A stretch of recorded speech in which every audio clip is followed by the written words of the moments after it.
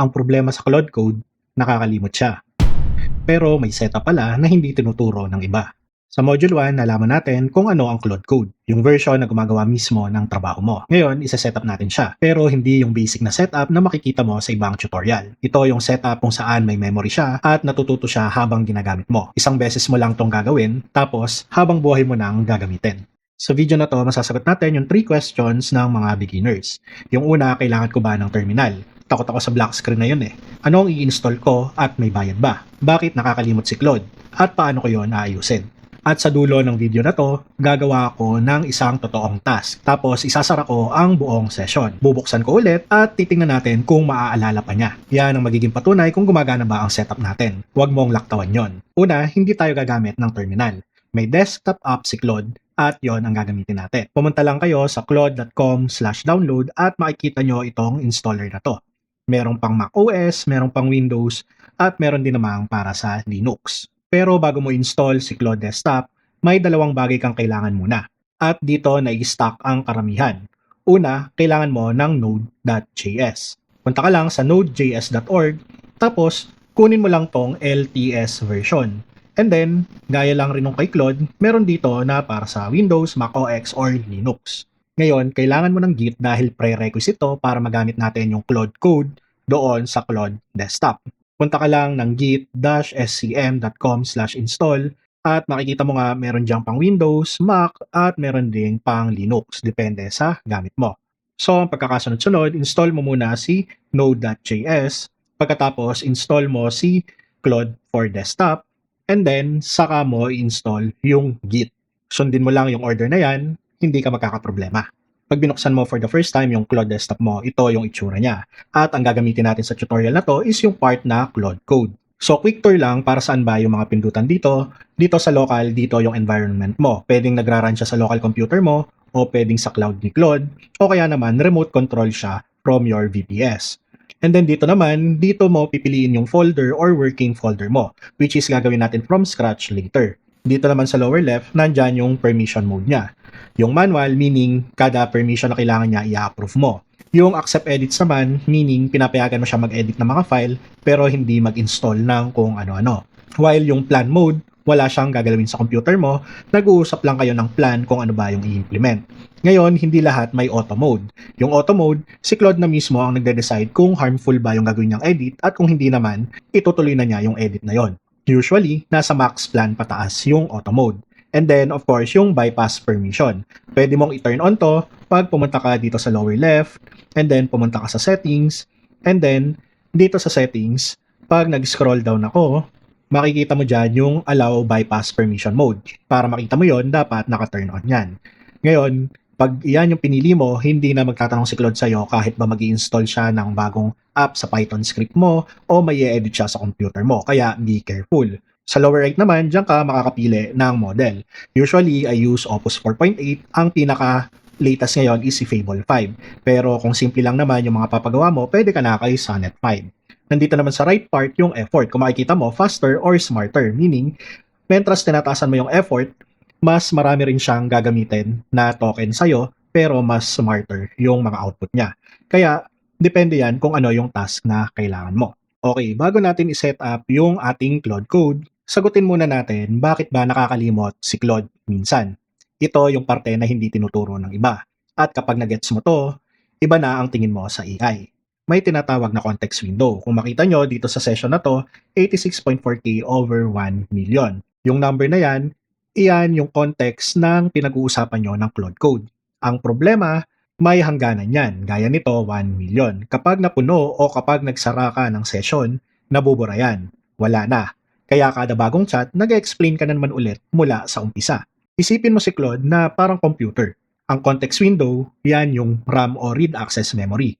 Mabilis, doon nangyayari ang trabaho. Pero pangsamantala lang. Ang kulang sa kanya, hard drive. Yung disk, yung permanenteng storage. Kaya siya nakakalimot kasi ang meron lang siya, yung RAM, pero wala siyang disk. So ano ang gagawin natin? Bibigyan natin siya ng disk. Mga memory files sa loob mismo ng project folder mo. At hindi lang basta storage. Gagawin nating natututo siya. Kada session, mas matalino siya kaysa kahapon. So simulan nga natin yung pag-build ng una mong Claude. Ang gawin mo lang, gumawa ka ng bagong folder, empty folder lang, pangalanan mo kung anong gusto mo. Sa akin, Claude-Lacuacheros-new. Pagkatapos, balik tayo sa Claude Code, new session tayo, and then dito, mag-open folder lang tayo. So, hanapin mo lang yung empty folder mo na yan, and then select folder. Tapos, tatanungin ka niya kung trust this workspace. I-trust workspace mo lang.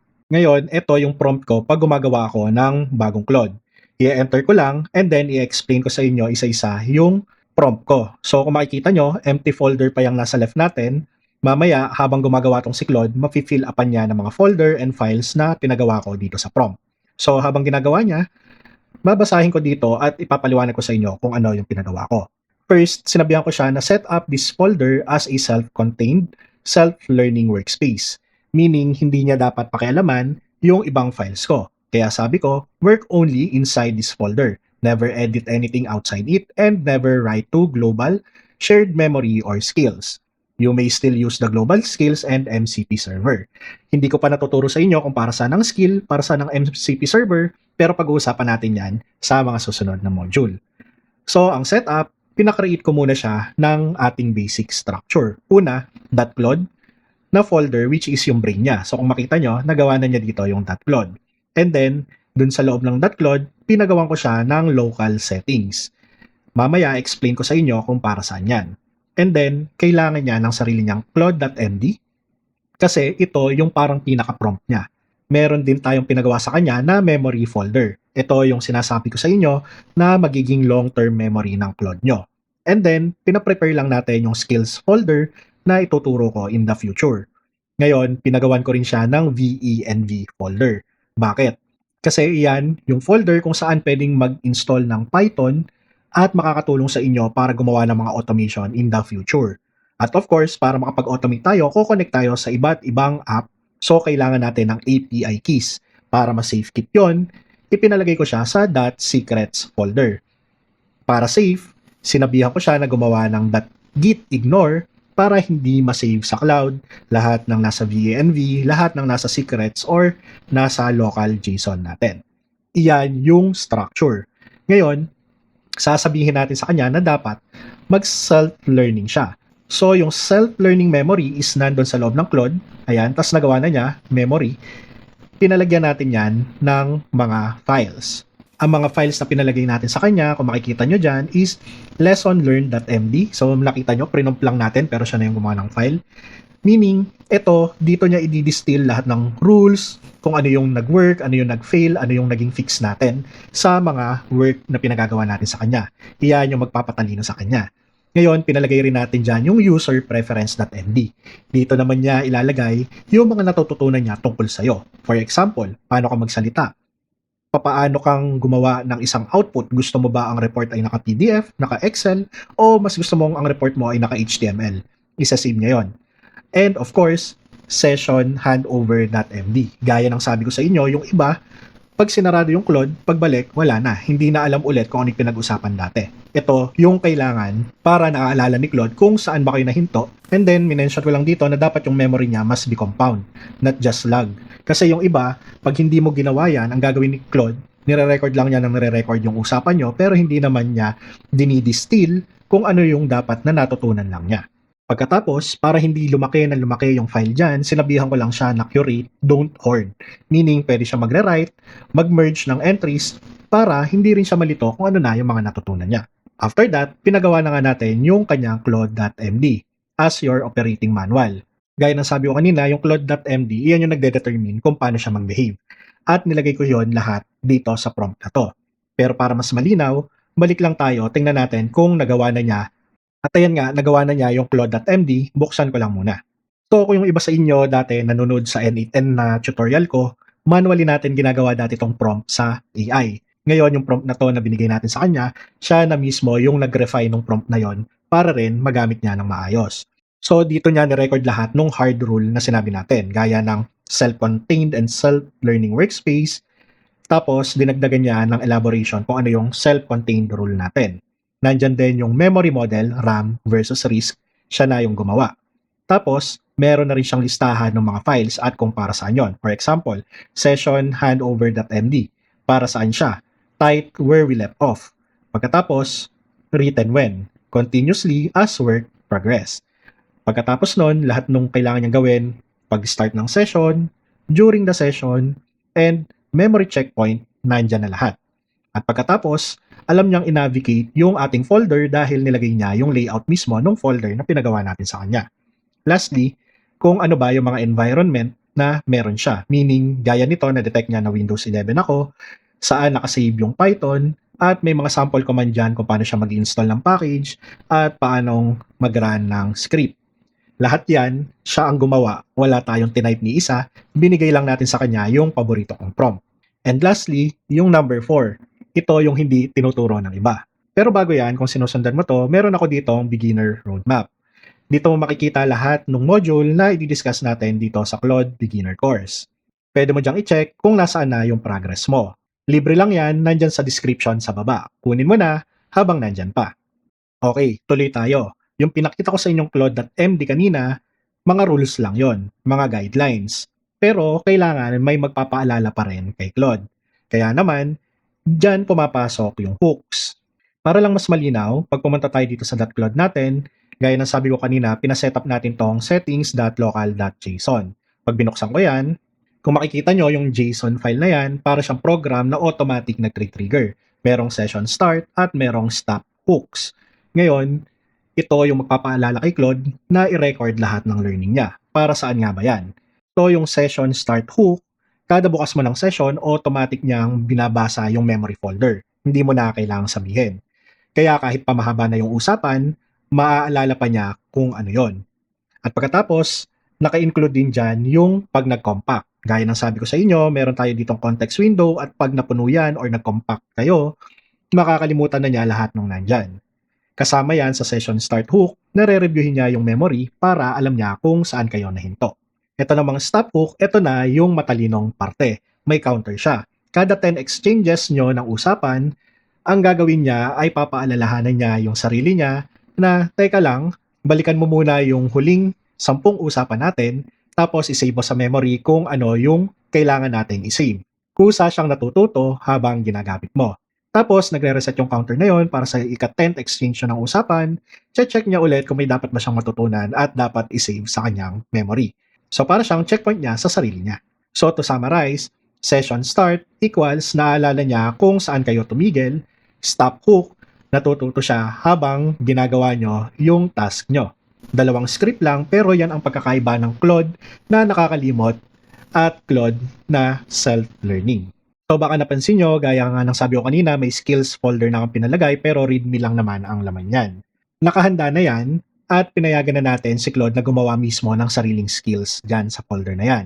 So kung may mapansin siyang paulit-ulit mong ginagawa, kaya na niyang i-package yun. Pero yung process kung paano mong gagawing skill yung sarili mong workflow, ituturo natin yon sa Module 4. Hindi natin isisiksik dito. Antayin mo yon kasi doon mo matututunan kung paano mong ma-automate yung mga work mo using Claude. So gaya ng sabi ko kanina, papatunayan natin na self-learning itong Claude natin at hindi siya nakakalimot. So, ang gagawin lang natin, mag-prompt tayo ng kahit anong gusto natin. Pwede kong sabihin sa kanya na I want to start to become a YouTuber this 2026. Can you create a checklist on what I need before creating my channel? And then, hit enter. Tingnan natin kung ano yung ibibigay niyang checklist sa atin. Okay, so ito nga, yung binigay niya sa atin na kailangan natin bago tayo gumawa ng channel. Una, foundation, decide first. Niche, target audience, at kung ano-ano pang nandyan. Tapos yung brand, channel name, handle, tapos accounts. Siyempre, kailangan mo ng Google brand account kung ano yung gagawin mong channel. Gear, software, first content, growth basics, and then launch date. Yan nga, yung 5 things na sinabi niya ang kailangan natin. Ngayon, ang gagawin ko, sabihin ko sa kanya, okay, my niche would be tutorial how to use Claude to make a freelancer more productive. Okay. So kung makita nyo, nung sinabi ko yon, alam na niya na let me lock the niche into memory and rewrite the checklist tailored to it. So hindi ko na sinabi sa kanya na isave mo to sa memory mo, pero siya na mismo yung kayang mag-decide kung ano yung isa-save niya sa memory niya. So, antayin nga lang natin matapos yung reply niya. Okay. So, ito nga, nag-reply na siya. Sinabi natin ang gusto nating niche is tutorial kay Claude. Tapos, sinabihan na niya na tayo kung ano mga kailangan natin. Kailangan daw natin ng good mic, kailangan natin ng clean, readable screen, tapos OBS Studio Pre. Actually, ito yung gamit ko ngayon na habang nire-record ko tong tutorial na to. So, kaya ka talagang turuan ni Claude. Ngayon, may mga tanong siya dito. Ngayon, bago ko sagutin to, sabihin ko sa kanya na i-continue na lang namin yung usapan next time kasi may gagawin ako. For example, okay, let us continue next time. I need to do something. Okay? Kaya yun yung sinabi ko, gusto ko kasing ipakita sa inyo na kaya niyang i-detect pag ine-end nyo yung session. Kung makita nyo, sabi niya dyan, let me save our state so next session picks up right where we left off. At gaya nung binigay natin sa kanya na session handover, siya na mismo yung nagsulat dyan. Siya na mismo yung naglagay kung ano yung dapat niyang tandaan. Kaya wala ka nang kailangan gawin. So, ang gagawin ko ngayon, pwede kong i-delete yung session na to. Usually, kung wala tayo nung tinatawag nga natin na disk, hindi niya maalala kung ano yung huling usapan pag binuksan ko ulit yung folder na yon. So kung makita nyo nga, nandito na tayo sa folder na to. So dapat maalala niya kung saan tayo nahinto pag chinat ko siya. So sasabihin ko lang, hello, where did we left off? So kung makikita nyo nga, natandaan niya kung saan tayo nahinto. Here's where we left off on the YouTube channel launch. Then sinamarize lang niya kung ano yung mga ginawa natin kanina at pagkatapos may section where we paused. So yan nga yung patunay na pag na-setup mo ng tama yung memory ng Claude mo, magsa-self-learn siya at maaalala niya kung ano yung mga ginagawa nyo. Hindi mo na kailangang paulit-ulit pang explain sa kanya yung mga dati na niyang natutunan. Kaya gumawa ka na rin ng sarili mong Claude Code at mag-experiment ka. Subukan mo yung mga sarili mong workflow. Dahil sa mga susunod na module, iyan na yung gagamitin natin. Sa module 3, iko-connecta na natin yung mga totoong tools mo, gaya ng Gmail, Google Sheets, Slack, gamit yung tinatawag na MCP. Doon mo na magagamit si Claude to do actual work para sa'yo. Tapos sa module 4 naman, doon natin pag-uusapan yung skills. Kung paano mong mabibigay kay Claude yung buong workflow para siya na mismo yung gagawa. Mag-subscribe ka na para hindi mo mamiss yun. Kunin mo na rin yung libreng checklist sa description. See you sa mga susunod na module. Laging tandaan, less manual work, more lakwatsa.